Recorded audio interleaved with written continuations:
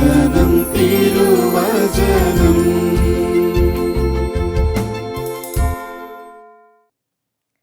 യേശുവിൽ സ്നേഹമുള്ളവരെ, നിത്യസമ്മാനം നേടാൻ വേണ്ടിയിട്ടാണ് നമ്മളെല്ലാവരും നിരന്തരം പരിശ്രമിച്ചുകൊണ്ടിരിക്കുക. സ്വർഗം നേടണം എന്നുള്ളൊരൊറ്റ ലക്ഷ്യമേ നമ്മുടെയൊക്കെ മനസ്സിലുള്ളൂ. അതിനു വേണ്ടിയിട്ട് എന്ത് വില കൊടുക്കാനും നമ്മൾ തയ്യാറാണ് താനും. കുരിശ് നമ്മുടെയൊക്കെ ജീവിതത്തിൽ ധാരാളമുണ്ട്. കുരിശിൻ്റെ അനുഭവങ്ങൾ കുഞ്ഞുനാൾ മുതൽ നമുക്കെല്ലാവർക്കും ഉണ്ട്, ഒരു തരത്തിലല്ലെങ്കിൽ മറ്റൊരു വിധത്തിൽ. സത്യത്തിൽ നമുക്ക് ലഭിക്കുന്ന ഓരോ കുരിശിൻ്റെ അനുഭവത്തെയും ആനന്ദത്തിൻ്റെ വിഷയമാക്കി മാറ്റാൻ, ഈ കുരിശിൻ്റെ അനുഭവത്തെ ഒരു ബലിയാക്കി മാറ്റാൻ ഒരു വലിയ കടമ എനിക്കും നിങ്ങൾക്കും ഉണ്ട് എന്ന് ഈ ദുഃഖവെള്ളി നമ്മെ ഓർമ്മിപ്പിക്കും. ഈ ഒരു വലിയ സന്ദേശമാണ് കർത്താവ് ഇന്ന് നമുക്ക് പ്രദാനം ചെയ്യുക. കുരിശിൻ്റെ ഓരോ അനുഭവവും, ഓരോ സഹനത്തിൻ്റെ അനുഭവവും സത്യത്തിൽ അത് ഈശോ നമ്മെ സ്നേഹിക്കുന്നു എന്നതിൻ്റെ വലിയൊരു തെളിവാണ്. കർത്താവിൻ്റെ സ്വന്തമാകാൻ നമുക്ക് വിളി കിട്ടിയിട്ടുണ്ട് എന്നുള്ളതിൻ്റെ വലിയൊരു ഉറപ്പാണ് ഓരോ കുരിശിൻ്റെയും അനുഭവം, ഓരോ സഹനത്തിൻ്റെയും അനുഭവം. ഈ കുരിശ് എത്രയധികം ചങ്കോട് ചേർത്ത് പിടിക്കാൻ പറ്റുന്നുവോ അത്രയധികം നീ യേശുവിൻ്റെ സ്വന്തമായിട്ട് മാറുകയാണ്. അത്രയധികം യേശുവിൻ്റെ സ്വഭാവത്തോട്, യേശുവിൻ്റെ ജീവിത ശൈലിയോട് ഒന്നായി തീരുകയാണ്. കുരിശ് നമ്മുടെ ഉള്ളിൽ ഓരോ സമയവും ഒരാവേശമായി തീരുകയാണ്. സ്വർഗത്തിലേക്ക് നമ്മെ കൊണ്ടുപോകുന്ന ഒരു വലിയ പ്രേരക ശക്തി. സ്വർഗത്തിലേക്കുള്ള നമ്മുടെ യാത്രയിൽ നമുക്കെന്നും ഒരു ഉണർവ് തന്നുകൊണ്ടിരിക്കുന്ന ഒരു വലിയ ശക്തിയാണ് ഈ കുരിശിൻ്റെ അനുഭവം. പ്രിയമുള്ള സഹോദരങ്ങളെ, ഫിലിപ്പിയർക്ക് എഴുതിയ ലേഖനത്തിൽ 1-ാമത്തെ അധ്യായം 29-ാമത്തെ തിരുവചനത്തിൽ പൗലോസ്ലീഹ നമ്മെ ഓർമ്മിപ്പിക്കുന്നു, അവനിൽ വിശ്വസിക്കാൻ മാത്രമല്ല അവന് വേണ്ടി സഹിക്കാൻ കൂടിയുള്ള അനുഗ്രഹം നിങ്ങൾക്ക് ലഭിച്ചിരിക്കുന്നു. സത്യമല്ലേ? സഹിക്കാൻ ഒരു വിളിയാണത്. ഈശോയ്ക്ക് വേണ്ടിയിട്ട് സഹിക്കാൻ അതൊരു വലിയ സന്തോഷത്തിൻ്റെ അവസരമാണ്. ആനന്ദിക്കാനുള്ളൊരു വിഷയം കൂടിയാണ് ഈ കുരിശിൻ്റെ അനുഭവം. ഓരോ സമയവും ഈ കുരിശ് നമ്മുടെ ജീവിതത്തിൽ ഉണ്ട്, ധാരാളമായിട്ടുണ്ട്. ഒരു കുരിശ് തീരുമ്പം അടുത്ത കുരിശ്, ഈ കുരിശ് ഒന്ന് താങ്ങി എങ്ങനെയെങ്കിലും ഒന്ന് എടുത്ത് മുഴുവനാക്കി എന്ന് ചിന്തിക്കുമ്പോഴേക്കും അടുത്തത് വന്നു കഴിഞ്ഞു. അങ്ങനെയാണ് നമ്മുടെ എല്ലാവരുടെയും ജീവിതത്തിലുള്ള അനുഭവങ്ങൾ. കുരിശ് നമുക്കെന്നും വലിയൊരു ശക്തിയാണ്. പലപ്പോഴും പലരും ഓർക്കുന്ന ഒരു കാര്യമുണ്ട്, കുരിശിൻ്റെ അനുഭവം വരുമ്പോൾ അല്ലെങ്കിൽ ഒരു സഹനം വരുമ്പോൾ ഉടനെ പറയും വിധിയാണ്, എന്നാ ചെയ്യുക, ഇനി അതങ്ങ് സ്വീകരിക്കേ പറ്റുള്ളൂ, ഈ വിധിയെ അങ്ങ് ഉൾക്കൊള്ളാനേ നിവൃത്തിയുള്ളൂ, അത് സഹിക്കുക തന്നെ. അങ്ങനെ പറയുന്ന ആൾക്കാരെ കണ്ടിട്ടുണ്ട്. ചിലർ പറയും അല്ല, വിധിയല്ല, അത് വിളിയാണത്. വിധിയായിട്ട് കണ്ടിട്ടുള്ള അനേകർ നമ്മൾ വിശുദ്ധ ഗ്രന്ഥത്തിൽ നോക്കിയാൽ തന്നെ നമുക്ക് കാണാം. ജായിറോസ് സിനഗോഗ് അധികാരിയാണ്. ഈ ജായിറോസിൻ്റെ മകള് തീരെ സുഖമില്ലാതെ ആയപ്പം യേശുവിനെ സുഖപ്പെടുത്താൻ കഴിയും എന്ന ബോധ്യമുള്ളത് കൊണ്ടും വിശ്വാസം ഉള്ളത് കൊണ്ടും ജായിറോസ് ഓടി വന്ന് ഈശോയോട് പറയാണ്, യേശുവേ എൻ്റെ മകള് സുഖമില്ലാതിരിക്കുകയാണ്, ഒന്ന് വന്ന് സുഖപ്പെടുത്താവോ? വിശ്വാസം ഉള്ളത് കൊണ്ടാണ് ജായിറോസ് അങ്ങനെ പറയുക. ജായിറോസ് വന്നിട്ട് പറഞ്ഞ സമയം തന്നെ ഈശോ ജായിറോസിൻ്റെ കൂടെ വീട്ടിലേക്ക് പോകാൻ ഒരുങ്ങാൻ.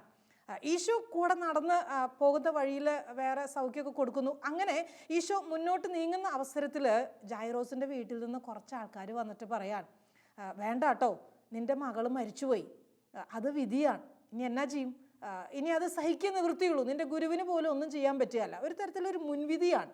അവരുടെ മനസ്സിൽ ഇതൊക്കെ എന്ത് സംഭവിച്ചാലും വിധിയാണ്, ഇതൊക്കെ സഹിക്കേ പറ്റുള്ളൂ, ഇതിൽ നിന്ന് എങ്ങനെയെങ്കിലും നമുക്ക് രക്ഷപ്പെടാൻ പറ്റുകയല്ല, ഉൾക്കൊണ്ടേ പറ്റൂ എന്ന് വീട്ടിലെ ആൾക്കാർ വന്നിട്ട് ജായിറോസിനോട് പറയാൻ. ജായിറോസിൻ്റെ മനസ്സ് സത്യം പറഞ്ഞാൽ വേദനിച്ചിട്ടുണ്ടാവും. മകള് മരിച്ചു എന്ന് കേൾക്കുന്ന വാർത്ത ആർക്കാണേലും വേദന ഉളവാക്കൂലോ. ഈശോ ഉടനെ പറയുന്നു, ഭയപ്പെടേണ്ട, വിശ്വസിക്കുക മാത്രം ചെയ്യുക. ഈശോ ചെല്ലുകയാണ് ജായിറോസിൻ്റെ വീട്ടിലേക്ക്. ആ മകളെ ഉയർപ്പിക്കാൻ ഈശോ ചെല്ലുകയാണ്. വിധിയായിട്ട് കാണുന്ന ഒരു ശൈലി അറിയാതെ നമ്മളിലൊക്കെ വരും. ചില ആൾക്കാർ ഓർക്കുന്നില്ലേ, എന്തെങ്കിലും ഒരു പ്രശ്നം വന്നാൽ വീട്ടിലേക്ക് വന്നിട്ട് അല്ലെങ്കിൽ നമ്മുടെ അടുത്ത് വന്നിട്ട് പറയും, എന്നാ ചെയ്യുക, സഹിക്കുക തന്നെ, നമുക്ക് സഹിക്കാം, ഇത് വിധിയാണ്, ഇത് നമുക്കുള്ള ദൈവത്തിൻ്റെ ഇഷ്ടം എങ്ങനെയാണ്, ഇതൊരു വിധിയാണ്, അങ്ങനെ പറയുന്നവർ. പക്ഷേ ഈശോ അതിനെയൊക്കെ അതിജീവിക്കാൻ നമ്മളെ പഠിപ്പിക്കുകയാണ്. ഇങ്ങനെ വിധിയായിട്ട് കാണാതെ, അങ്ങനെ അങ്ങ് ചിന്തിച്ചിട്ട് നഷ്ടധൈര്യരാകാതെ കുറച്ചുകൂടി ഉണർവുള്ളവരാകാൻ, ഈശോയിൽ മാത്രം ശ്രദ്ധിച്ചിട്ട് സ്വർഗത്തിലേക്ക് മുന്നോട്ട് പോകാൻ ഒരു വിളിയായിട്ട് സ്വീകരിക്കാൻ ഈശോ നമ്മളെ പഠിപ്പിക്കുകയാണ്. മറ്റൊരു സാഹചര്യം വിശുദ്ധ ഗ്രന്ഥത്തിൽ ഇങ്ങനെ വിധിയായിട്ട് കാണുന്നത് നമ്മൾ നോക്കിയാൽ അറിയാം. വിശുദ്ധ യോഹന്നാൻ്റെ സുവിശേഷത്തിൽ 11-ാമത്തെ അധ്യായത്തിൽ ലാസർ മരിച്ചപ്പം മർത്തായും മറിയവും ഇരുന്ന് കരയാണ്. 4 ദിവസമാണ് കരഞ്ഞത്. കരഞ്ഞിട്ടും തീരുന്നില്ല. ഏക സഹോദരനല്ലേ, അവർക്ക് ഒത്തിരി ഇഷ്ടമുള്ളൊരു സഹോദരൻ. ഈ ലാസർ മരിച്ചപ്പോൾ എങ്ങനെ കരയാണ്ടിരിക്കും? അവർ കരയാണ്, വല്ലാണ്ട് കരയാണ്. ഈശോ 4-ാമത്തെ ദിവസമാണ് വന്നത്, നമുക്കറിയാവുന്ന കാര്യം. ഈശോ വന്നിട്ട് കുറച്ച് കാര്യങ്ങളൊക്കെ അവരുടെ അടുത്ത് സംസാരിക്കുന്നൊക്കെ. അത് കഴിഞ്ഞിട്ട് ചോദിച്ചു, അവനെ അടക്കിയത് എവിടെയാ? ലാസറിനെ അടക്കിയത് എവിടെയാണ്? ഉടനെ അവർ പറഞ്ഞു, സഹോദരിമാർ പറഞ്ഞു, യേശുവേ 4-ാം ദിവസമായില്ലേ, ദുർഗന്ധം ഉണ്ടാവും, എന്തിനാ ഇപ്പം ഇനി അതൊക്കെ അന്വേഷിച്ചിട്ട് കാര്യം? ഏതായാലും സഹോദരൻ പോയി, ഇനി അതിനെക്കുറിച്ചൊന്നും ചിന്തിക്കണ്ട, സാരമില്ല, ഞങ്ങളത് വിധിയായിട്ട് സ്വീകരിച്ചോളാം. അതല്ലേ ആ വാക്കുകളുടെ ധ്വനി? എന്തിനാ ഇനി അത് അന്വേഷിച്ചിട്ട് കാര്യം? നീ ഉണ്ടായിരുന്നെങ്കിൽ മരിക്കില്ലായിരുന്നു, നീ ഇവിടെ ഇല്ലായിരുന്നല്ലോ, സഹോദരൻ മരിച്ചുപോയി, 4 ദിവസമായില്ലേ, ശരീരം ഇപ്പം അഴുകാൻ തുടങ്ങിയിട്ടുണ്ടാവും, ദുർഗന്ധം ഉണ്ടാവും, അതുകൊണ്ട് ഇനി അതെന്നാ കാര്യം പറഞ്ഞിട്ട് സഹോദരിമാരുടെ വേദന അവരതിനെ അങ്ങ് എന്താ പറയുക, അവർ മനസ്സിലങ്ങ് വേദന അത് ഉൾക്കൊണ്ടിട്ട് തന്നെ പറയാൻ, ഞങ്ങൾ സ്വീകരിച്ചു ഈ മരണം, ഈ വേർപാടിനെ ഞങ്ങൾ ഏറ്റുവാങ്ങിക്കഴിഞ്ഞു. ഇങ്ങനെ പറയുമ്പോൾ ഈശോ ഉടനെ അവരോട് പറയുന്നു, വിശ്വസിച്ചാൽ ദൈവത്തിൻ്റെ മഹത്വം ദർശിക്കൂന്ന് ഞാൻ നിന്നോട് പറഞ്ഞില്ലേ? വിശ്വസിച്ചാൽ ദൈവത്തിൻ്റെ മഹത്വം ദർശിക്കാൻ പറ്റുമെന്ന് നിന്നോട് ഞാൻ പറഞ്ഞില്ലേ? ഈശോ ബോധ്യം കൊടുക്കുകയാണ് ആ സഹോദരിമാർക്ക്.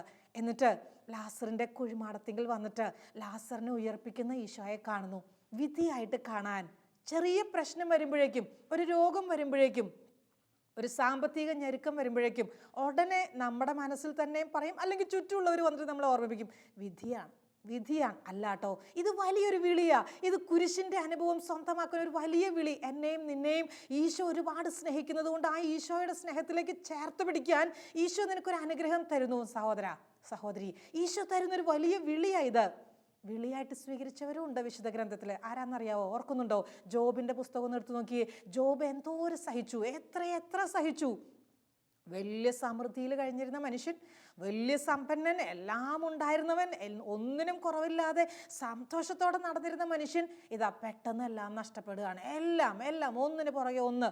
ഒരു വേദന വന്നു കഴിഞ്ഞ് അതിൻ്റെ ഒരു സങ്കടം തീരുമ്പോഴേക്കും അടുത്തത്, അങ്ങനെ എല്ലാം നഷ്ടപ്പെടുന്ന ജോബിൻ്റെ പുസ്തകത്തിൽ നമ്മൾ വായിക്കുന്നു, 19-ാമത്തെ അധ്യായം 26-ാമത്തെ തിരുവചനം, എൻ്റെ ചർമ്മം അഴുകി ഇല്ലാതെയായി പോയാൽ പോലും ഞാൻ എൻ്റെ ദൈവത്തിൽ, എൻ്റെ മാംസത്തിൽ ദൈവത്തെ കാണും. അങ്ങനെയാ ജോബ് പറയുക. ജോബിൻ്റെ വിശ്വാസം വലുതാണ്. ജോബ് ദൈവത്തെ തള്ളി പറയുന്നില്ല, ജോബ് ദൈവത്തിൽ അങ്ങ് വിശ്വസിക്കുകയാണ്. ഇത് വിധിയായിട്ടല്ല, വിളിയായിട്ട് കാണുകയാണ് ജോബ്.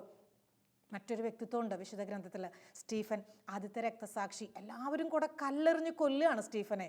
സ്റ്റീഫൻ തെറ്റ് ചെയ്തിട്ടില്ല, പാവം, നിഷ്കളങ്കൻ, അവൻ ഒരു തെറ്റ് ചെയ്തിട്ടില്ല. പക്ഷേ സ്റ്റീഫൻ്റെ മേൽ എല്ലാവരും കല്ലെറിയാൻ, ആഞ്ഞാഞ്ഞ് കല്ലെറിയാൻ, എങ്ങനെയെങ്കിലും ഇവനെ ഒന്ന് കൊന്നിരിക്കണം, ഒരൊറ്റ വാശിയോടെയാണ് അവർ കല്ലെറിയുക. ഈ സമയത്ത് സ്റ്റീഫൻ അവർക്ക് വേണ്ടി പ്രാർത്ഥിക്കുകയാണ്, മുട്ടുകുത്തി നിന്ന് പ്രാർത്ഥിക്കുകയാണ്. ഈ കുറ്റം ഇവരുടെ മേൽ ആരോപിക്കരുതേ, ഒറ്റ ലക്ഷ്യമുള്ളൂ, സ്വർഗത്തിൽ തൻ്റെ ശിരസിൽ കർത്താവ് അണിയിക്കാൻ പോകുന്ന കിരീടത്തെ കണ്ടിട്ട് സ്റ്റീഫൻ മുന്നോട്ട് പോവാൻ, സ്വർഗം മാത്രം ലക്ഷ്യം വെക്കുന്ന സ്റ്റീഫൻ നമുക്ക് വലിയൊരു മാതൃകയാണ്. വിധിയായിട്ടല്ല സ്റ്റീഫൻ ആ കല്ലേറ് സ്വീകരിച്ചത്. തന്നെ വധിക്കാൻ ഒരുങ്ങുന്ന സഹോദരങ്ങളുടെ മുഖത്തേക്ക് നോക്കിയിട്ട് എൻ്റെ വിധിയാണ്, എറിഞ്ഞോട്ടോ, സാരമില്ല, എറിഞ്ഞോ, അങ്ങനെയല്ല സ്റ്റീഫൻ സ്വീകരിക്കുക. സ്റ്റീഫൻ അതിനെ അങ്ങ് ഉൾക്കൊണ്ടിട്ട്, ആ സഹനത്തെ അങ്ങ് സ്വീകരിച്ചിട്ട്, ആ കുരിശിനെ അങ്ങ് ചങ്കോട് ചേർത്ത് പിടിച്ച് ആശ്ലേഷിക്കുന്ന ഒരു അനുഭവമാണ് സ്റ്റീഫൻ്റെ ജീവിതത്തിൽ. സ്റ്റീഫൻ ആ വിളി നല്ല മനസ്സോടെ സ്വീകരിക്കുന്നു, സ്വർഗത്തിലേക്ക് യാത്ര തിരിക്കുകയാണ്. പൗലോസും സീലാസും ഓർത്ത് നോക്കിയേ, എത്ര അടിയാ കിട്ടിയത്, എന്തേരെ സഹിച്ചു പൗലോസും സീലാസും. എന്തെങ്കിലും തെറ്റ് ചെയ്തിട്ടാണോ?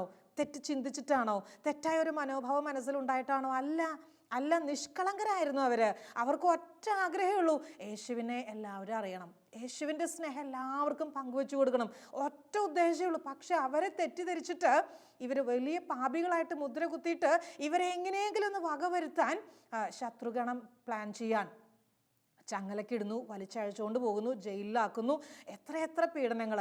പൗലോസും സീലാസും ജയിലിൽ കിടന്നിട്ട് കീർത്തനം പാടി ദൈവത്തെ സ്തുതിക്കുകയാണ്. ആർക്ക് പറ്റും അങ്ങനെ? ജയിലിൽ ചങ്ങല കൊണ്ട് ബന്ധിച്ച് ഇട്ടിരിക്കുന്ന അവസ്ഥയിൽ അവിടെ ഇരുന്നിട്ട് സന്തോഷമായിട്ട് സ്തുതിച്ച് പാട്ടൊക്കെ പാടണമെങ്കിൽ ആർക്ക് പറ്റും അങ്ങനെ? ഇച്ചിരി കൃപ ആവശ്യമാണ്, ദൈവത്തിൻ്റെ സാന്നിധ്യം ആവശ്യമുണ്ട്. പൗലോസും സീലാസ് അവരുടെ മുഖം വാടിയിട്ടില്ല, അവരുടെ കണ്ണ് നിറഞ്ഞിട്ടില്ല. എന്തേ കർത്താവേ ഇങ്ങനൊരു വിധി, നിനക്ക് വേണ്ടിയിട്ട് ഓടിയിട്ട് ഇങ്ങനൊരു വിധിയാണല്ലോ ഞങ്ങൾക്ക് തന്നത്. ഇല്ല, അവരങ്ങനെയല്ല ചിന്തിച്ചത്, വിധിയായിട്ടല്ല കണ്ടത്, മറിച്ച് ഇതൊരു വിളിയാണ്. നാഥൻ്റെ സഹനത്തിൽ ഒരു പങ്ക്, നാഥൻ്റെ വേദനയിൽ ഒരു പങ്ക്, എൻ്റെ ഗുരുവിൻ്റെ ഒപ്പം മുന്നോട്ട് നീങ്ങാൻ ആ വേദനയിൽ ഒരു പങ്ക് വിളിയായിട്ട് സ്വീകരിക്കുന്ന പൗലോസും സീലാസും. അധികം വൈകിയില്ല, ചങ്ങലകൾ അഴിഞ്ഞു വീഴുന്നു, അവരിതാ മോചനം നേടുകയാണ്. എന്തോ ഒരു വലിയ സന്തോഷത്തിലേക്ക് അവർ നീങ്ങിയത്. ഇനി ഈശോയെ തന്നെ നോക്കിക്കേ, ഈശോയുടെ ജീവിതത്തിൽ എത്ര എത്ര സഹനങ്ങളാണ്, എന്തേറെ വേദനകൾ. പരസ്യജീവിതം ആരംഭിച്ച അന്ന് മുതൽ ആരംഭിച്ചതാണ് ശത്രുഗണത്തിൻ്റെ എതിർപ്പുകളും, അല്ലെങ്കിൽ അവർ കുറ്റം കണ്ടുപിടിക്കുന്നതും, പരസ്യമായിട്ട് വേദനിപ്പിക്കുന്നതും, എങ്ങനെയെങ്കിലുമൊക്കെ ഈശോയെ വകവരുത്താൻ നോക്കുന്നതും, കൊല്ലാൻ ശ്രമിക്കുന്നതൊക്കെ പരസ്യജീവിതം ആരംഭിച്ചപ്പം അന്ന് തൊട്ടേ ഉണ്ട്. സിനഗോഗിൽ വായിക്കാൻ എഴുന്നേറ്റ് നിന്നപ്പോൾ ഏശയ്യാ പ്രവചനത്തിൻ്റെ വായന ഒക്കെ നടത്തിയിട്ട് ആ സമയം മുതൽ അവർ യേശുവിനെതിരാണ്. അന്ന് തൊട്ട് യേശുവിനെതിരാണ്. എല്ലാവരും, കുറേ അധികം പേര് യേശുവിനെതിരാണ്. എന്ത് ചെയ്താലും അവർ യേശുവിനെ കുടുക്കിലാക്കാൻ ശ്രമിക്കുകയാണ്. ഏത് വിധത്തിലെങ്കിലും ഈശോയെ കുടുക്കാൻ തന്നെ ശ്രമിക്കുന്നവർ. പരസ്യജീവിതത്തിൻ്റെ ഒടുവിൽ ദൗത്യം പൂർത്തീകരിക്കാറായി എന്ന് ബോധ്യമൊക്കെ വന്നപ്പോൾ 3 പ്രാവശ്യം ഈശോ പീഡാനുഭവത്തെക്കുറിച്ച് പ്രവചനം നടത്തുന്നുണ്ട്. നമുക്കറിയാലോ, ഒരു വേദന പെട്ടെന്ന് വന്നാൽ നമുക്കത് സഹിക്കാൻ അത്ര ബുദ്ധിമുട്ട് തോന്നില്ല. പക്ഷേ ഒരു വേദന വരാൻ പോകുന്നു എന്ന് നേരത്തെ കൂട്ടി നമുക്ക് അറിവ് കിട്ടിയാൽ അത് നമ്മളെ വല്ലാതെ ടെൻഷൻ പിടിപ്പിക്കും. സത്യമല്ലേ? 2 മാസം കൂടി ഉള്ളൂ എന്ന് ക്യാൻസർ രോഗിയോട് ഡോക്ടർ മുഖത്ത് നോക്കിയിട്ട് പറഞ്ഞാൽ 2 മാസം പോയിട്ട് 2 മണിക്കൂർ കഴിയുമ്പോഴേക്കും ടെൻഷൻ അങ്ങ് കയറിയിട്ട് ആ 2 മാസം ഏതാണ്ട് കുറേ അധികം സമയം പോലെ നമ്മുടെ മനസ്സ് വല്ലാണ്ട് അസ്വസ്ഥമാകാൻ തുടങ്ങും. എങ്ങനെയാ പിന്നെ ഓരോ നിമിഷവും നീങ്ങാന്ന് വേദന അനുഭവിക്കുന്നവർക്കേ തിരിയുള്ളൂ. എൻ്റെ പ്രിയമുള്ള സഹോദരങ്ങളെ, പെട്ടെന്ന് വരുന്ന വേദനയും നേരത്തെ കൂട്ടി അറിയാവുന്ന വേദനയും തമ്മിലുള്ള വ്യത്യാസമാണത്. ഈശോ താൻ ഏറ്റെടുക്കാൻ പോകുന്ന വേദന നേരത്തെ അറിയാം, ഈശോയ്ക്ക് അറിയാം. അതുകൊണ്ടാണല്ലോ 3 പ്രാവശ്യം പ്രവചനം നടത്തിയത്. താൻ കുരിശും കൊണ്ട് ഗാഗുൽത്തായിലേക്ക് പോകുന്നു, കുരിശിൽ തറച്ച് തന്നെ വധിക്കുമെന്നും, കുരിശിൽ ഒരു കള്ളനെ പോലെ ദാരുണമാം രീതിയിൽ മരണം സ്വീകരിക്കേണ്ടി വരുമെന്നൊക്കെ ഈശോയ്ക്ക് വളരെ നന്നായിട്ട് അറിയാം. അത് കണ്ടിട്ടാണ് ഈശോ ഓരോ അടിയും മുന്നോട്ട് വെക്കുക. ആ വേദന വലുതാണ്, ആ മനസ്സിൻ്റെ ക്ലേശം വളരെ വലുതാണ്. ഇങ്ങനെ ഈശോ ഓരോ അടിയും മുന്നോട്ട് വെക്കുന്നത് ഗെത്സമൻ തോട്ടത്തിൽ പ്രാർത്ഥിച്ചുകൊണ്ടിരിക്കുമ്പം ഏറ്റവും അധികം സ്നേഹിച്ച ഈ 12 ശിഷ്യന്മാർ, ഒത്തിരി ശിഷ്യഗണം ഉണ്ടായിരുന്നു. 72 പേരുടെ ഒരു ഗ്രൂപ്പൊക്കെ ഉണ്ട്, നമുക്കറിയാലോ. എത്രയോ പേരാണ്, ആയിരങ്ങളൊക്കെ ഭക്ഷണം കഴിക്കാൻ ഓടിക്കൂടിയവരുണ്ട്, വചനം കേൾക്കാൻ വന്നവരുണ്ട്. ഇവരൊക്കെ ഉണ്ടായിട്ട് അതിൽ നിന്ന് 12 പേരെ മാത്രം തിരഞ്ഞെടുത്ത് സ്നേഹിച്ച ഈശോ ആ 12 പേരിൽ ഒരുവൻ സ്നേഹത്തോടെ വന്നിട്ട് ഒരു ചുംബനം കൊടുത്തിട്ട് ഒറ്റ കൊടുക്കുകയാണ്. ഈശോയ്ക്ക് അറിയായിരുന്നു ഇവനെങ്ങനെ ചെയ്യുമെന്ന്, യുദാസ് ഇങ്ങനെ ചെയ്യുമെന്ന് ഈശോയ്ക്ക് അറിയാം. എന്നിട്ടും ഈശോ അതിൽ നിന്നൊന്നും പിന്മാറിയിട്ടില്ല. ഇത് അറിഞ്ഞിട്ട് തന്നെ മുന്നോട്ട് നീങ്ങുന്ന ഈശോയുടെ മാനസിക ക്ലേശം എത്രയോ വലുതാണ്. വിധിയായിട്ടല്ല ഈശോ സ്വീകരിച്ചത്. ഇത് പിതാവ് എനിക്ക് തന്ന വിധി, ഇതിങ്ങനെ നടക്കുള്ളൂ, ഇനി ഇതിന് രക്ഷപ്പെടാൻ പറ്റുകയില്ല, ഇതിങ്ങനെ മരണമുള്ളൂ. അല്ല കേട്ടോ, ഈശോ അങ്ങനെയായിട്ടല്ല ആ മരണത്തെ സ്വീകരിച്ചത്. ഒരു വിളിയായിട്ട് തന്നെ, ലോകത്തെ രക്ഷിക്കാനുള്ള ഒരു വിളിയായിട്ട് തന്നെ ഈശോ തൻ്റെ സഹനത്തെ കാണാൻ ഒറ്റിക്കൊടുത്തതും തള്ളിപ്പറഞ്ഞതും ശിഷ്യന്മാരെല്ലാവരും ഇട്ടിട്ട് പോയതും ഒരാൾ പോലും കൂടെ നിൽക്കാനുണ്ടായില്ലല്ലോ. എല്ലാവരും പോയില്ലേ. ചില സമയത്ത് നമുക്കറിയാം ഈശോയുടെ നേച്ചറിൽ, ഈശോയുടെ ശൈലിയിൽ ഒറ്റയ്ക്കിരിക്കാൻ തന്നെ പലപ്പോഴും ഇഷ്ടപ്പെടുന്ന ആളാണ്. നമ്മൾ കണ്ടിട്ടുണ്ട്, പകൽ സമയമൊക്കെ ശിഷ്യന്മാരുടെ കൂടെ പ്രാർത്ഥിച്ചും ശുശ്രൂഷ ചെയ്തും രോഗികളെ സുഖപ്പെടുത്തിയൊക്കെ നടന്നാലും അവരൊക്കെ നിർബന്ധപൂർവ്വം രാത്രിയാകുമ്പോൾ പറഞ്ഞു വിടും, നിങ്ങൾ പൊക്കോ, അങ്ങേയറ്റത്തേക്ക് പൊക്കോ, അക്കരയ്ക്ക് പൊക്കോ, ഞാൻ ഒറ്റയ്ക്ക് പോവാൻ, എവിടേക്ക് പ്രാർത്ഥിക്കാൻ. ഈശോ അങ്ങനെ ഒറ്റയ്ക്കായിരിക്കാൻ പലപ്പോഴും ഇഷ്ടപ്പെടുന്ന ശൈലിയുള്ള വ്യക്തിത്വമാണ്. ആ ഈശോ തന്നെ അങ്ങനെയൊക്കെ ആയിരുന്നുവെങ്കിലും ഒരാളുടെ സാമീപ്യമെങ്കിലും ഉണ്ടായിരുന്നെങ്കിൽ എന്ന് ആശിച്ചു പോയ സമയങ്ങളുണ്ടായിരുന്നു. ഒരാളെങ്കിലും ചുറ്റും തിരിഞ്ഞു നോക്കി, ആരുമില്ലായിരുന്നു. ചുറ്റും തിരിഞ്ഞു നോക്കി ഒരാൾ മനസ്സിലാക്കാനോ ആശ്വസിപ്പിക്കാനോ ഈശോയുടെ കൂടെ ഉണ്ടായിരുന്നില്ല. ഈശോ വിളിയായിട്ട് തന്നെ സ്വീകരിച്ചു. പരാതിയില്ലായിരുന്നു, ഈശോയുടെ മുഖത്ത് പരിഭവമില്ലായിരുന്നു, വേദനയുടെ ഒന്നും കാണത്തില്ല. പക്ഷേ ഈശോ അതിന് വിളിയായിട്ട് സ്വീകരിച്ചതുകൊണ്ടാണ്. സഹോദരി, നിന്റെ വേദനയുടെ രഹസ്യം മനസ്സിലാക്കണമെങ്കിൽ, നിന്റെ സഹനത്തിൻ്റെ അർത്ഥം മനസ്സിലാക്കണമെങ്കിൽ കുരിശിൻ്റെ തണലിൽ നീ വന്നിരിക്കുക, കുരിശിൻ്റെ ചുവടെ വന്നിരിക്കുക. എന്നിട്ട് യേശുവിൻ്റെ മുറിവുകളെ ധ്യാനിക്കുക, യേശുവിൻ്റെ സഹനത്തെ ധ്യാനിക്കുക. ആ മുറിവുകൾ പല കാര്യങ്ങളും നിനക്ക് പറഞ്ഞു തരും, പല കാര്യങ്ങളും നിന്നെ പഠിപ്പിച്ചു തരും. ഞാൻ ഓർക്കുന്നു, ഒരു സഹോദരി ഒരു സ്ഥലത്ത് ധ്യാനിപ്പിക്കാൻ പോയപ്പം എന്നോട് പറഞ്ഞ അനുഭവം ഓർക്കാൻ. ആ സ്ഥലത്ത് ഞങ്ങൾ ധ്യാനിപ്പിക്കാൻ ചെന്നപ്പം ഈ സഹോദരിയാണ് അവിടെ മെയിൻ ലീഡർ പോലെ നിന്നിട്ട് എല്ലാ കാര്യങ്ങളും കോർഡിനേറ്റ് ചെയ്യുന്നു, ഞങ്ങളെ ടീമിന് വേണ്ട എല്ലാ കാര്യങ്ങളും ചെയ്തു തരുന്നു, എല്ലാ രീതിയിലും ഫുൾ സപ്പോർട്ടായിട്ട് നിൽക്കുന്ന ഒരു സഹോദരി. നല്ല മിടുക്കിയായിട്ട് എല്ലാ കാര്യവും ചെയ്യുന്നു. 1-2 ദിവസമൊക്കെ കഴിഞ്ഞപ്പം ഭക്ഷണം കഴിച്ചുകൊണ്ടിരിക്കുകയാണ് ഞങ്ങൾ. അപ്പം ഞങ്ങളുടെ അടുത്ത് വന്നിരുന്ന ഇച്ചിരി ചെറിയ കൊച്ചു വർത്താനൊക്കെ പറയുന്നതിൻ്റെ ഇടയിൽ ഞങ്ങൾ ചോദിച്ചു, വീട്ടിൽ ആരൊക്കെയുണ്ട്, എന്നാണ്ട് വിശേഷം, വീട്ടിലെ വിശേഷം. ഉടനെ പറഞ്ഞു, സിസ്റ്ററെ ഒരു മകളേ ഉള്ളൂ, ആ മകൾക്ക് 28 വയസ്സ്, ജനിച്ച അന്ന് തൊട്ട് കട്ടിലെ കിടപ്പാണ്, അവൾ എഴുന്നേറ്റ് നടന്നിട്ടില്ല, തളർന്നു പോയിരിക്കുകയാണ്, ശരീരമൊക്കെ തളർന്ന അവസ്ഥയിലാണ്. 28 വയസ്സായിട്ടും അവൾ എഴുന്നേറ്റ് നടക്കാനോ സ്വന്തം ആവശ്യങ്ങൾ പോലും ചെയ്യാൻ പറ്റുകയില്ല. ആ മോൾക്ക് എപ്പോഴും മറ്റുള്ളവരുടെ സഹായം വേണം, സംസാരിക്കാൻ പറ്റും, അങ്ങനെയുള്ള കാര്യങ്ങൾ, പക്ഷേ എഴുന്നേൽക്കാനോ സ്വന്തം ആവശ്യങ്ങൾ ചെയ്യാനോ ഒന്നും പറ്റത്തില്ല, കിടന്ന കിടപ്പ് 28 വർഷങ്ങളായി. ഞാൻ ചോദിച്ചു, വീട്ടിൽ ഭർത്താവിന് വലിയ പ്രശ്നമില്ല, പക്ഷേ അത്രയും അങ്ങ് സ്മാർട്ടായിട്ട് ഓടി നടന്ന് ജോലിയൊക്കെ ചെയ്യാനോ കുടുംബം നോക്കാനോ അത്രയും അങ്ങ് പറ്റത്തില്ല. അതൊരു സഹനം തന്നെയാണ്. കാര്യങ്ങളൊക്കെ ഈ സഹോദരി തന്നെയാണ് എല്ലാം ഭംഗിയായിട്ടൊക്കെ ചെയ്തുകൊണ്ടിരിക്കുക. എന്ന് വെച്ചു, വീട് സ്വന്തമായിട്ട് ഇല്ല സിസ്റ്ററെ, വാടക വീട്ടിലാണ് കഴിയുക. എന്നിട്ട് അതിൻ്റെ പുറകെ പറഞ്ഞു, ഇത്രയൊക്കെ ആണെങ്കിൽ പിന്നെയും സഹിക്കായിരുന്നു സിസ്റ്ററെ, കുറച്ച് നാൾ മുമ്പ് ക്യാൻസറും വന്നു, ആർക്ക്, ഈ ചേച്ചിക്ക് ക്യാൻസർ വന്നു. എന്നിട്ടോ ഞാൻ ചോദിച്ചു, ഇപ്പം എങ്ങനെയുണ്ട്? അത് കീമോ ഒക്കെ കഴിഞ്ഞു, അതിപ്പം ഒരുവിധം സൗഖ്യമായി, വലിയ പ്രശ്നമില്ല, പക്ഷേ അതെനിക്കൊരു വിളിയായിരുന്നു സിസ്റ്ററെ. ക്യാൻസറും കൂടെ വന്നപ്പോൾ ബാക്കി അതുവരെ ഉണ്ടായിരുന്നതൊക്കെ എനിക്ക് പിന്നെയും സഹിക്കായിരുന്നു, ക്യാൻസറും കൂടെ വന്നപ്പോൾ ഇനി എൻ്റെ മോളുടെ കാര്യം ആര് നോക്കും, ഇനി ഭർത്താവിനെ ആര് സഹായിക്കും, ഇനി വീടിൻ്റെ കാര്യം എങ്ങനെ മുന്നോട്ട് പോകും, അതൊക്കെ വലിയൊരു വേദനയായിരുന്നു. പക്ഷെ കർത്താവ് ആ ഒരു രോഗത്തോടു കൂടെ എന്നെ അങ്ങ് ഉരുക്കി വാർത്തെടുക്കുകയായിരുന്നു, ഈശോയുടെ സ്വന്തമാക്കി മാറ്റുമായിരുന്നു. ഇപ്പോൾ എന്ത് സഹനം വന്നാലും അതൊരു ഹരമായിട്ട് തീർന്നു. എനിക്ക് സഹിക്കാൻ വലിയ ആവേശമാണ് സിസ്റ്ററെ, എനിക്ക് എത്ര വേദന കിട്ടിയാലും ഞാൻ എൻ്റെ ഈശോയെ മുറുകെ പിടിക്കും. ആ കുരിശിൽ മുറുകെ പിടിച്ചാൽ എനിക്ക് പിന്നെ ശക്തിയായി. എന്നോട് ഇങ്ങനെയാണ് പറഞ്ഞത്, ഓരോ ദിവസവും മണിക്കൂറുകൾ ഇരുന്ന് പ്രാർത്ഥിക്കാൻ വലിയ ഇഷ്ടമാണ്, സന്തോഷമാണ്. ഈശോയുടെ കാര്യം ചിന്തിക്കാനും ഈശോയെ സ്നേഹിക്കാനും ഈശോയെ പങ്കുവെച്ചു കൊടുക്കാനും ഈശോയിലേക്ക് ജനത്തെ നയിക്കാനും അത് വലിയൊരു ആവേശമാണ്.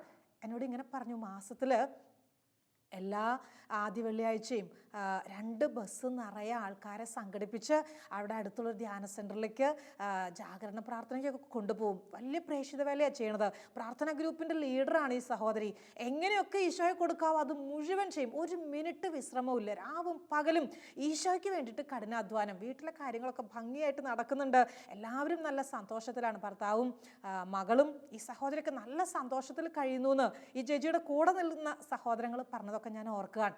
ഈശോ ഹൃദയത്തിൽ നിറഞ്ഞാൽ, ഈശോ വഹിച്ച കുരിശ് മനസ്സിലെപ്പോഴും ഉണ്ടെങ്കിൽ നമ്മുടെ ജീവിതത്തിൻ്റെ സഹനങ്ങളൊക്കെ നമുക്കൊരു ആവേശമല്ലേ, നമുക്കൊരു ആവേശമായിട്ട് മാറും. എത്ര കുരിശിനെ കിട്ടിയാലും ആ കുരിശിനെ ചേർത്ത് പിടിച്ചിട്ട് മുത്തം വയ്ക്കാൻ നമുക്കൊരു സന്തോഷത്തിൻ്റെ അനുഭവമാണ്, ഒരു ആവേശമാണ്. നമുക്കറിയാലോ, ഈശോയുടെ സഹനത്തിൻ്റെ ഒരു പ്രത്യേകത, സഹനങ്ങൾ സത്യത്തിൽ നമ്മളെ ആരെങ്കിലുമൊക്കെ മുന്നിൽ നിന്ന് വന്ന് ആക്രമിച്ചാൽ അത് നമുക്ക് അത്ര പ്രശ്നം തോന്നുകയില്ല, നമുക്കതിനെ എങ്ങനെയെങ്കിലുമൊക്കെ ഫേസ് ചെയ്യാം. പക്ഷെ പുറകിൽ നിന്ന് നമ്മളറിയാതെ നമ്മളെ ആക്രമിച്ചാൽ അത് ഇച്ചിരി നൊമ്പരം ഉണ്ടാക്കുന്ന കാര്യമാണ്. എന്ന് പറഞ്ഞാൽ ആത്മാർത്ഥതയുണ്ടെന്ന് കരുതിയവർ, നമ്മുടെ ശുശ്രൂഷ സ്വീകരിച്ചവർ, നമ്മൾ സഹായിച്ചവർ, നമ്മൾ കൈ കൊടുത്ത് നമ്മളെ എഴുന്നേൽപ്പിച്ച് നിർത്തിയവർ, എന്ന് പറഞ്ഞാൽ നമ്മൾ വളർത്തിയവർ, വലുതാക്കിയവർ, നമ്മുടെ ചോര നീരാക്കിയിട്ട് നമ്മുടെ സമയം കൊടുത്തിട്ട്, സമ്പത്ത് കൊടുത്തിട്ട്, അറിവ് കൊടുത്തിട്ട് എങ്ങനെയൊക്കെ സഹായിക്കാവോ അത് മുഴുവനും സ്വീകരിച്ച് വളർന്നു വന്നവർ നമുക്കെതിരെ തിരിയുമ്പോൾ, നമ്മെ ഇല്ലായ്മ ചെയ്യാൻ പരിശ്രമിക്കുമ്പോൾ, നമ്മളെ എങ്ങനെയെങ്കിലൊക്കെ ഒരു മൂലയിൽ ഒതുക്കണമെന്ന് ചിന്തിച്ചിട്ട് നമുക്കെതിരെ നിൽക്കുമ്പോൾ അത് വലിയൊരു വേദനയാണ്. പിന്നിൽ നിന്നുള്ള ആക്രമണം വലിയ നൊമ്പരം ഉണ്ടാക്കും, ഒരുപാട് മനസ്സിനെ വേദനിപ്പിക്കും. ഈശോ സഹിച്ചു ഈ വേദന മുഴുവൻ. കൂടെ നടന്നവരായിരുന്നല്ലോ ഈശോയെ ഏറ്റവും അധികം വേദനിപ്പിച്ചത്. എനിക്ക് തോന്നുന്നു കുരിശുമായിട്ട് ഈശോ പോയതിൽ, കുരിശും ആ വഹിച്ചുള്ള യാത്ര, അത് ശരീരത്തിൻ്റെ വേദനയാണ്. ചാട്ടവാറ് കൊണ്ട് ഈശോയെ അടിച്ചതും വല്ലാണ്ട് കുരിശിലേക്ക് വലിച്ചു പിടിച്ച് കൈകാലുകളിൽ ആണി തറച്ചതൊക്കെ അത് മനുഷ്യന് സങ്കല്പിക്കാൻ പറ്റില്ല. അത് അതിൻ്റെ പരമാവധി ഈശോ സഹിച്ചു, സത്യം തന്നെ. അതിലുപരി മനസ്സിൽ ഈശോ സഹിച്ചില്ലേ? മനസ്സിൽ, ശരീരത്തിൻ്റെ തലത്തിൽ മാത്രമല്ലല്ലോ, മനസ്സിൽ എന്തേലും ഒറ്റപ്പെടലും, എത്ര വലിയ ഏകാന്തതയും, എത്ര വലിയ തിരസ്കരണവും, എത്ര വലിയ വഞ്ചനയും ഈശോ സഹിച്ചു. അത് വലിയൊരു വേദനയല്ലേ? ആർക്ക് സഹിക്കാൻ പറ്റും? ആർക്ക് ഇതൊക്കെ ഉൾക്കൊള്ളാൻ പറ്റും? വിശുദ്ധ അഗാപ്പിറ്റസ് എന്ന് പറയുന്ന ഒരു യുവാവ്, 15 വയസ്സ് മാത്രമേ പ്രായം ഉണ്ടായിരുന്നുള്ളൂ. ഈ സഹോദരൻ അവനെ വധിക്കാൻ ഒരുങ്ങിയപ്പോൾ അവൻ്റെ ശിരസിൽ തീക്കനലുകൾ കൊണ്ടിടുകയാണ്. ജീവനോടെ ഇവനെ വധിക്കാൻ വേണ്ടിയിട്ട് തീക്കനലുകൾ ഈ മകൻ്റെ ശിരസിൽ കൊണ്ടിടുകയാണ്. ഈ സമയത്ത് ഈ യുവാവ് എന്താ പറഞ്ഞെന്നറിയോ? അവനറിയാം അവൻ മരിക്കാൻ പോകണം, ഏതാനും നിമിഷങ്ങളെ അവൻ്റെ മുമ്പിലുള്ളൂ. ഇവൻ എന്നാ വിളിച്ച് പറഞ്ഞെന്നറിയോ? നിങ്ങൾ എൻ്റെ ശിരസിൽ തീയല്ല എന്നാ കൊണ്ടിട്ടാലും അതൊരു വിഷയമല്ല. കാരണം സ്വർഗത്തിൽ എൻ്റെ ശിരസിൽ വെക്കാൻ പോകുന്ന കിരീടം ഞാനിതാ കാണുകയാണ്, ആ മഹത്വം ഞാൻ കാണുകയാണ്. അതുകൊണ്ട് തന്നെ നിങ്ങൾ എൻ്റെ ശിരസ് എങ്ങനെ തീ കൊണ്ട് എരിയിച്ച് നശിപ്പിച്ചാലും എനിക്കതൊരു വിഷയമല്ല, എനിക്കിതൊരു ആവേശമായിട്ട് തോന്നുന്നു. 15 വയസ്സുള്ളൊരു യുവാവ് പറഞ്ഞ കാര്യമാണ്. അങ്ങനെയെങ്കിൽ നമ്മുടെ ജീവിതത്തിൽ എത്രയോ അധികം വേദനകളുടെ അനുഭവത്തിൽ നമുക്ക് കർത്താവിനോട് പറയണം, കർത്താവേ, ഈ കുരിശ് ഒരു വിളിയായിട്ട് ഞാനിതാ സ്വീകരിക്കുന്നു. എനിക്ക് വലിയ ഇഷ്ടമായി കുരിശിനെ, എനിക്ക് വലിയ ഇഷ്ടമായി സഹനത്തെ പറയാൻ പറ്റുമോ? എനിക്ക് വീണ്ടും സഹനം തരണേന്ന് പറയാൻ പറ്റുമോ? ധൈര്യം ഉണ്ടെങ്കിലേ പറയാൻ പറ്റുള്ളൂ. എങ്ങനെയെങ്കിലും ഈ കുരിശൊന്നും ഇല്ലായ്മ ചെയ്യണമെന്നായിരിക്കാം നമ്മൾ പ്രാർത്ഥിക്കുക. എന്നെ എങ്ങനെയെങ്കിലും ഒന്ന് രക്ഷിക്കണേ, ഈ കുരിശൊന്ന് മാറ്റിത്തരണേ. ഞാൻ ഓർക്കാണ്, ഓരോ ദിവസവും ഫോൺ എടുക്കാനൊന്ന് മനസ്സ് വെച്ചാൽ മിനിറ്റിൽ ഫോൺ വരും. ഓരോ ഫോൺ ഇങ്ങനെയാ പറയാ, മോൻ പരീക്ഷയ്ക്ക് പോയിട്ടുണ്ട്, പ്രാർത്ഥിക്കണം സിസ്റ്ററെ. ഇന്ന പറമ്പ് വിൽക്കാൻ റെഡി ആയിട്ടുണ്ട്, ഒന്ന് പ്രാർത്ഥിക്കണം സിസ്റ്ററെ. കല്യാണം തയ്യാറാവാൻ ഒന്ന് പ്രാർത്ഥിക്കണം സിസ്റ്ററെ. ഈ ലോകത്തിൻ്റെ കാര്യങ്ങൾക്ക് വേണ്ടി പ്രാർത്ഥിക്കണമെന്ന് പറയുന്ന അനേകം മിനിറ്റിൽ ഫോണുകൾ വരുമ്പോൾ ഞാൻ ശ്രദ്ധിച്ചിട്ടുണ്ട്. പക്ഷേ കുരിശെടുക്കാൻ എനിക്ക് ശക്തി വേണം, ഒന്ന് പ്രാർത്ഥിക്കാവോ? എനിക്ക് സ്വർഗത്തിൽ പോകണം, ഒന്ന് പ്രാർത്ഥിക്കാവോ? പറയുന്നവർ വളരെ വിരളം, വളരെ കുറച്ച് പേര്, വിരലിൽ എണ്ണാവുന്നവർ മാത്രമേ അങ്ങനെയൊക്കെ പറയുന്നത് ഞാൻ കേട്ടിട്ടുള്ളൂ. ഈ ലോകത്തിൻ്റെ ആവശ്യങ്ങളൊക്കെ വിട്ടിട്ട് നമ്മുടെ ഒറ്റ ലക്ഷ്യം ഈശോയുടെ ഒപ്പം സഹിച്ച്, ഈശോയുടെ ഒപ്പം മരിച്ച് നമുക്ക് ഈശോയുടെ ഒപ്പം ഉത്ഥാനം ചെയ്യണം, ഈശോയുടെ ഒപ്പം അസ്വർഗ ഭാഗ്യം അനുഭവിക്കാൻ ഒരു വലിയ കൃപ, അതിനു വേണ്ടിയിട്ടാണ് നമ്മൾ അധ്വാനിക്കേണ്ടത്. വിശുദ്ധാത്മാക്കൾക്കൊക്കെ ഈ വലിയ ആവേശം ഉണ്ടായിരുന്നില്ലേ? വിശുദ്ധാത്മാക്കളൊക്കെ ഈ വലിയ ഇഷ്ടത്തോടു കൂടിയിട്ടല്ലേ അവർ മുന്നോട്ട് പോയിരുന്നത്? അവരെപ്പോഴും സന്തോഷത്തോടു കൂടെ തന്നെ കാണുമായിരുന്നു. അൽഫോൻസാമ്മ പറഞ്ഞു വെച്ചു, എൻ്റെ കഷ്ടപ്പാടും എൻ്റെ സഹനവും വിധിയായിട്ടല്ല ഞാൻ കാണുക, ഒരു നിധി പോലെ ഞാൻ കാണുകയാണ്. നമുക്ക് നമ്മുടെ സഹനങ്ങളെ സന്തോഷത്തോടെ ചേർത്ത് പിടിക്കാം, നമ്മുടെ വേദനകളെ സന്തോഷത്തോടെ. നമുക്കറിയാലോ, ഈശോയുടെ സഹനത്തിൻ്റെ മൂല്യം വർദ്ധിപ്പിച്ചത് ഈശോ ദൈവപുത്രനായിട്ടും നിഷ്കളങ്കനായിട്ടും തെറ്റ് ചെയ്യാതിരുന്നിട്ടും ഈശോ സഹിച്ചു എന്നുള്ളതാണ്. മറ്റൊരു കാര്യം കൂടിയുണ്ട്, ഈശോയുടെ സഹനത്തിൻ്റെ മൂല്യം വർദ്ധിപ്പിച്ചതിൻ്റെ മറ്റൊരു കാര്യം കൂടിയുണ്ട്. ആരുമില്ലായിരുന്നു പങ്കുവെക്കാൻ, ആ വേദനയൊന്ന് പങ്കുവെക്കാൻ ആരുമില്ലായിരുന്നു. എനിക്ക് വിഷമമുണ്ട് കേട്ടോ, എനിക്ക് സങ്കടമുണ്ട്, എന്നെ ആരും മനസ്സിലാക്കിയില്ലല്ലോ, ഇവരെന്നോട് ഇങ്ങനെ ചെയ്തില്ലേ, ഒന്ന് തുറന്നു പറയാൻ ആരുമില്ലായിരുന്നു ഈശോയ്ക്ക്. അതും ഈശോയുടെ സഹനത്തെ, ആ സഹനത്തിൻ്റെ മൂല്യം വർദ്ധിപ്പിച്ചിട്ടുണ്ട്. ആരും ഉണ്ടാവില്ല നിനക്ക്, ജീവിത പങ്കാളി പോലും, നിന്റെ കൂടെ ഒരുമിച്ചിരുന്ന് ഭക്ഷണം കഴിക്കുന്ന നിന്റെ ജീവിത പങ്കാളി, അല്ലെങ്കിൽ കൂടെ ഇരുന്ന് പ്രാർത്ഥിക്കുന്ന മക്കള്, നിന്റെ സഹോദരങ്ങൾ, നിന്റെ തോളക്കൈയിട്ട് നടക്കുന്ന നിന്റെ സുഹൃത്തുക്കൾ, ആരും ഉണ്ടാകണമെന്നില്ല. നിന്റെ വേദനയൊന്ന് കേൾക്കാൻ, നിന്റെ സങ്കടം ഒന്ന് മനസ്സിലാക്കാൻ ആരും ഉണ്ടാകണമെന്നില്ല. അത് ഈശോ സഹിച്ച സഹനത്തിലെ ഒരു പങ്കാണ്, ഈശോയുടെ സഹനത്തിൻ്റെ ഒരു പങ്കാണ്. അതൊരു വിളിയാട്ടോ, അതൊരു വിളിയാ. നഷ്ടപ്പെടുത്തിയേക്കല്ലേ. ഈ വിളിയിൽ നമുക്ക് സന്തോഷത്തോടെ മുന്നോട്ട് നീങ്ങണം. ആരും വേണ്ട, നമുക്ക് നമ്മുടെ ഈശോ ഉണ്ട്, നമുക്ക് നമ്മുടെ കർത്താവുണ്ട്. എനിക്ക് മുൻപേ നടന്നിട്ട് 3 പ്രാവശ്യമൊന്നുമല്ല ഈശോ വീണിട്ടുള്ളത്. അങ്ങനെയാണോ തോന്നണത്? അല്ല കേട്ടോ, 3 അല്ല 30 അല്ല 300 പ്രാവശ്യം ഈശോ വീണിട്ടുണ്ടാവും. കാരണം അത്രയും തളർന്നിട്ടുണ്ട് ആ ശരീരം. ഇനി ഒരടി മുന്നോട്ട് വെക്കാൻ, ഒന്ന് ശ്വാസം എടുക്കാൻ പോലും ഈശോ സഹിച്ചിട്ടുണ്ട്, കഷ്ടപ്പെട്ടിട്ടുണ്ട്. അങ്ങനെ ജീവനോടെ കുരിശ് തറയ്ക്കാൻ വേണ്ടിയിട്ടാണ് അവരങ്ങനെ ഈശോയെ പീഡിപ്പിച്ച് മുന്നോട്ട് കൊണ്ടുപോയത്. കുരിശിൻ്റെ യാത്ര, ആ യാത്രയിലൊക്കെ എന്നെ തിരയുന്നുണ്ടായിരുന്നു. ഞാൻ കരയാണ്ടിരിക്കാൻ, ഞാൻ തളരാണ്ടിരിക്കാൻ, ഞാൻ വേദനിക്കാതിരിക്കാൻ. ഈശോയുടെ കുരിശ് നമുക്ക് വലിയൊരു ആവേശമായിട്ട് തീരട്ടെ. അവൻ സഹിച്ച ആ സഹനത്തോട് ചേർത്ത് വെക്കാൻ എൻ്റെ സഹനത്തിൻ്റെ ഒരു പങ്കും അത് വലിയൊരു ഭാഗ്യമല്ലേ. എല്ലാവർക്കും കിട്ടണമെന്നില്ല കേട്ടോ, എല്ലാവർക്കും കിട്ടില്ല. ഒരു ശിമയോനുണ്ടായിരുന്നുള്ളൂ ഈശോയുടെ വഴിയിൽ ആ കുരിശിൻ്റെ ഭാരം ഒന്ന് വഹിക്കാൻ. ഒരു ശിമയോനായിട്ട് നിനക്ക് മാറാവോ? ഒരു വെറോനിക്കയായിട്ട് നിനക്ക് തീരാവോ? ഈശോയുടെ കുരിശിൻ്റെ വേദന ഒന്ന് താങ്ങിക്കൊടുക്കാൻ, ആ വേദനയിൽ ഒരാശ്വാസം കൊടുക്കാൻ. സഹോദര സഹോദരി, എല്ലാ ഈശോയുടെ സഹനം ഒന്നുകൂടി ഓർത്ത് നോക്ക്. ഈശോ പോകുന്ന വഴിയിൽ എല്ലാ രീതിയിലും ആ കുരിശിൽ നിന്ന് ഓടി ഒളിക്കാമായിരുന്നു, എങ്ങനെയും കുരിശിൽ നിന്ന് മാറാമായിരുന്നു. ഈശോ അത്ഭുതങ്ങളൊന്നും അവിടെ ചെയ്യുന്നില്ല, അങ്ങ് സ്വീകരിക്കുന്നു. വിളിയായി, പിതാവിൻ്റെ വിളിയായി തന്നെ സ്വീകരിക്കുന്നു. യേശുവിൻ്റെ കണ്ണും യേശുവിൻ്റെ കാതും യേശുവിൻ്റെ മനസ്സും സ്വന്തമാക്കുന്നവനാണ് ക്രിസ്ത്യാനി. യേശുവിൻ്റെ ഇഷ്ടം പൂർണ്ണമായും ഉൾക്കൊള്ളുന്നവനാണ് ക്രിസ്ത്യാനി. അങ്ങനെയെങ്കിൽ നമുക്ക് ഈശോയോടൊപ്പം ഏറ്റുവാങ്ങുന്ന ഈ കുരിശ്, നമുക്ക് വച്ചു നീട്ടുന്ന ഈ കുരിശ് സന്തോഷത്തോടെ നമുക്ക് സ്വീകരിക്കാം. നമ്മുടെ കുടുംബത്തിൽ തന്നെയുണ്ട് ഇഷ്ടം പോലെ സാമ്പത്തിക ഞെരുക്കം, രോഗങ്ങൾ, വ്യക്തിബന്ധങ്ങൾ തകർന്നു പോകുന്നത്. എന്തുവാകട്ടെ മറ്റുള്ളവരോടൊന്നും നമ്മൾ പറയുന്നില്ല, ആരോടും പറയണ്ട, ആരെയും അറിയിക്കേണ്ട. ഈശോയുടെ കുരിശോട് ചേർത്ത് വെച്ച് സന്തോഷത്തോടെ കർത്താവ് തരുന്ന ഈ കുരിശിനെ സന്തോഷത്തോടെ സ്വീകരിച്ച് മുത്തം നൽകാൻ വലിയ കൃപയ്ക്കായി നമുക്ക് പ്രാർത്ഥിക്കാം. ഈ ദുഃഖവെള്ളി കർത്താവിൻ്റെ സഹനത്തോട് ചേർന്ന് നിൽക്കാൻ ഒരവസരമായിട്ട് മാറ്റട്ടെ. അതിനുള്ള കൃപ നല്ല ഈശോ നമുക്ക് തരട്ടെ. നമുക്കൊരു നിമിഷം ഒന്ന് പ്രാർത്ഥിക്കാം. ക്രൂശിതനായ യേശുവേ, അങ്ങ് സഹിച്ച പീഡാസഹനങ്ങളോട് ചേർന്ന് നിൽക്കാൻ, ആ പീഡാസഹനത്തിൻ്റെ യോഗ്യതയാൽ ഞങ്ങൾ വിശുദ്ധീകരിക്കപ്പെടാൻ, ഞങ്ങളുടെ കുരിശിൻ്റെ ഭാരം പരാതിയില്ലാതെ വഹിക്കാൻ യേശുവേ ഞങ്ങളെ സഹായിക്കണേ. നീ സഹിച്ച പീഡകളുടെ യോഗ്യതയാൽ ഞങ്ങളെയും മുന്നോട്ട് നയിക്കണേ എന്ന് ഞങ്ങൾ പ്രാർത്ഥിക്കുന്നു. നിത്യം പിതാവും പുത്രനും പരിശുദ്ധാത്മാവുമായ സർവേശ്വര എന്നേക്കും ആമേൻ.